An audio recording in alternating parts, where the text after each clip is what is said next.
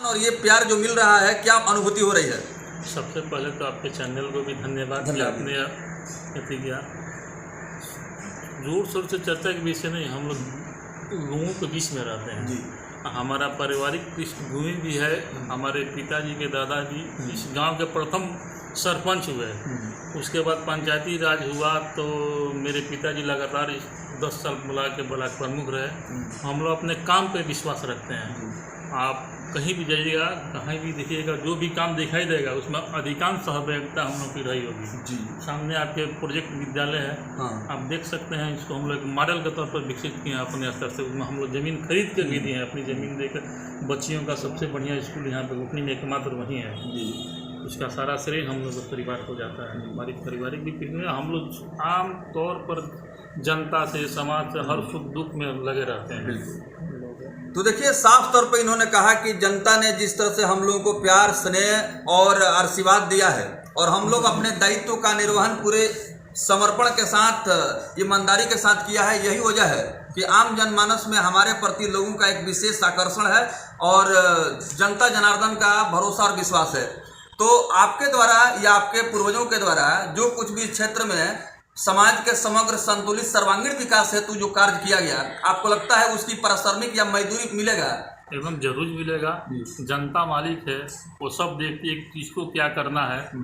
और आज तक हमारे मार्केट में इसके अमन, चैन, सुख, शांति के लिए हम लोग बहुत कुर्बानी दी है। हम लोग बहुत मेहनत की है बाजार के लिए। यहाँ पर ना कोई रंगदारी है, ना कोई किसी से कोई बात है।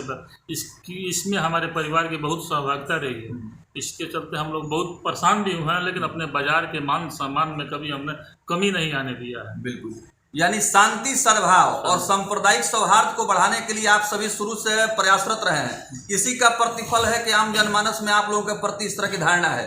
अब सीधा प्रश्न यह है कि चुनाव की सरगर्मियां तेज हो चुकी हैं, उम्मीदवारी भी तय होने जा रही है और लगातार जो भी कैंडिडेट्स हैं वो अलग अलग से इलेक्शन कैंपेनिंग कर रहे हैं। ऐसे में कल हम लोगों ने भी गुठनी का सर्वेक्षण किया जिसमें आपके विषय में काफी जोरदार जो है चर्चा हुई और आम जनमानस ने आपके विषय में बताया। तो आगे आपकी क्या रणनीति होने वाली है इस चुनाव को लेकर? रणनीति हमको नहीं करना, जो आम जनता है वही खुद रणनीति करे। वही हमको बोला रहे कि नहीं आप आइए यहाँ घूमिए, आपको बहुत नीति होने की जरूरत नहीं है। आम लोग की आवाज़ है, नहीं आपको लड़ना है। आप ही सत्य है कि जो हम लोगों के कदम में कदम मिलाकर चल सकते हैं। जी।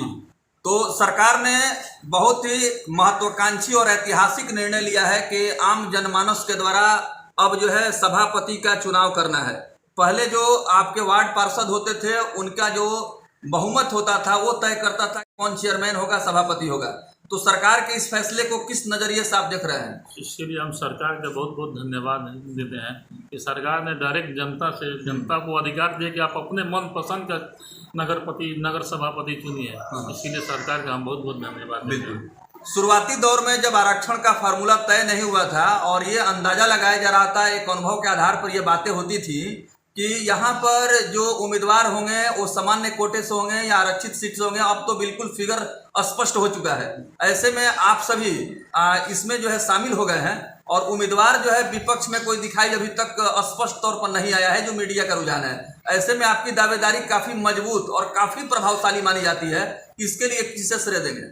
इसके लिए हम जनता का श्रेय देंगे। लोगों ने ही हमको कहा कि नहीं आप लड़िए। जब नगर परिषद गठन हुआ तभी गांव के लोगों ने ही हमसे बोलना शुरू, नहीं आप लड़िए, आप पहले व्यक्ति हैं जो देती होगा। तो लोगों के अपने गांव के लोगों के कहने, मार्केट के लोगों के कहने पर हम लोग चुनाव लड़े हैं। जी। तो यानी आपके प्रतिक्रियाओं का संक्षिप्त में विश्लेषण करें तो स्पष्ट रूप से निष्कर्ष निकाला जा सकता है कि आम जनमानस के प्रेरणा और प्रोत्साहन से आप चुनाव के मैदान में आए हैं और जनता का जो निर्णय होगा वो सर्वोपरि निर्णय होगा, सर्वमान्य होगा। ये आपको स्वीकार है? हाँ, एकदम जनता मालिक है। जनता जो निर्णय लेगी वो सबको स्वीकार है। जी। अच्छा, शिक्षा के क्षेत्र में आपके परिवार के द्वारा जो काफी हम कह सकते हैं कि अविस्मरणीय योगदान दिया गया है और ये योगदान जो है चर्चा का विषय भी रहता है और इसको तहे दिल से लोग स्वीकार भी करते हैं। शिक्षा के क्षेत्र में या सामाजिक उत्थान के लिए जो कार्य हुआ है, तो आप बताएं कि आपके जो पूर्वज थे उनके द्वारा इस तरह का प्रोत्साहन आपको मिला क्या? हाँ, एकदम जरूर मिला। उन्हीं के अनुसरण में हम भी आगे बढ़ रहे हैं। वो लोग काम किए हैं। हाँ। उसके बाद हम लोग हर सामाजिक काम में, यहाँ पर जितना भी सामाजिक काम होता है, या खेल में हो या स्वास्थ्य में हो या शिक्षा में, सब में हमारी बढ़ चढ़ के सहभागिता रहती है। बिल्कुल। हम लोग रहते हैं सब में, चाहे छठ में हो, दशहरा में हो, मुहर्रम में हो, ईद में हो, सब में हम लोग बढ़ चढ़ के आगे रहते हैं। सब लोग हम लोगों को बुलाता भी कि नहीं आप लोग आइए पढ़ाइए। जी। तो देखिए, समृद्ध समाज की स्थापना करना और साथ ही साथ क्षेत्र में शांति सद्भाव कायम रहे, इसके लिए यह परिवार शुरू से कृत संकल्पित और प्रयासरत रहा है।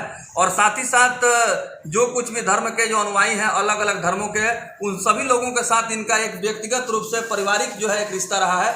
यही वजह है कि पर्व त्योहार के अवसर पर भी ये जो है दूरियां मिट जाती हैं और सभी एक दूसरे के साथ जुड़ जाते हैं और आपसी सद्भाव और एक जो है मैसेज समाज में जाता है, जिससे कि समाज की शक्ति मजबूत होती है।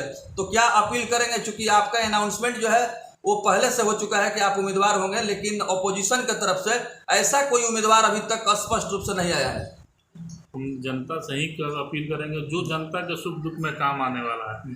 हम तो बहुत पहले से ही जब से नगर पंचायत का इज्जत हुआ तब से ही लोगों से मिलना जुलना, सबके सुख दुख में रहना। कोई कभी कहीं बुलाता है, रात दिन कभी हम लोग हाजिर रहते हैं। हम जनता से यही कह गए कि आप अपने सोच तो स्व विवेक से जो आपको अच्छा लगेगा, जो आपके सुख दुख में काम है, उसको आप बिल्कुल।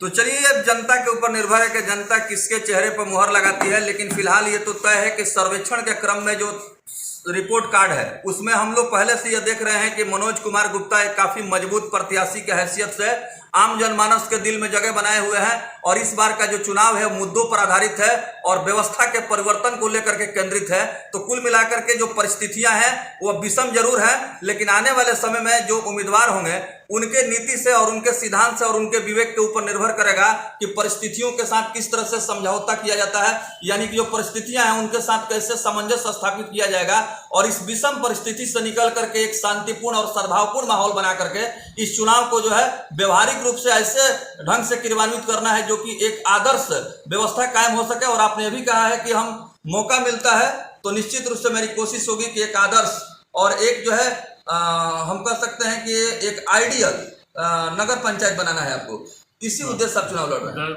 अगर मौका मिला हाँ तो आप देखिएगा, जनता स्वयं कहेगी कि हमको किस तरह से नगर, हम लोग को इसके पहले 10 साल प्रमुख थे। हाँ पूरे प्रखंड में किसी से पूछ लीजिएगा, आज भी लोग तुलना करते हैं कि वो लोग प्रमुख थे कि हम लोग कितना आसान से हर काम में किया होता था। हम लोग उसी सेम वही स्थिति हम अपने नगर पंचायत में यानी कि जो प्रखंड में प्रमुख का जो कार्यकलाप रहा है, कार्यशैली रहा है, उसी को आप पुनरावृत्ति करेंगे और एक ऐसा बेहतर माहौल कायम करेंगे जिससे पहले समय में आपने किया है। बहुत बहुत धन्यवाद। जनता को भटकना सब सुलभ काम, जी आसानी से जनता का काम हो, जनता का काम। बहुत बहुत धन्यवाद। अगर आप भी बढ़ते हुए पेट्रोल डीजलों के दाम से हैं परेशान तो आज ही आए आंदर आसाव मुख्य रोड बरवा, क्योंकि बरवा में खुल चुका है बालाजी साक्षी बायोफ्यूल पेट्रोल पंप, जहां आपको उत्तम क्वालिटी और क्वांटिटी के साथ आपकी ज़रूरतों को ध्यान में रखते हुए और जगहों से 2 रुपये के सस्ते दाम पर पेट्रोल और डीजल मिलता है। इसके प्रोप्राइटर है राजेश कुमार पाठक। एक बार सेवा करने का मौका अवश्य प्रदान करें बालाजी साक्षी बायोफ्यूल पेट्रोल पंप।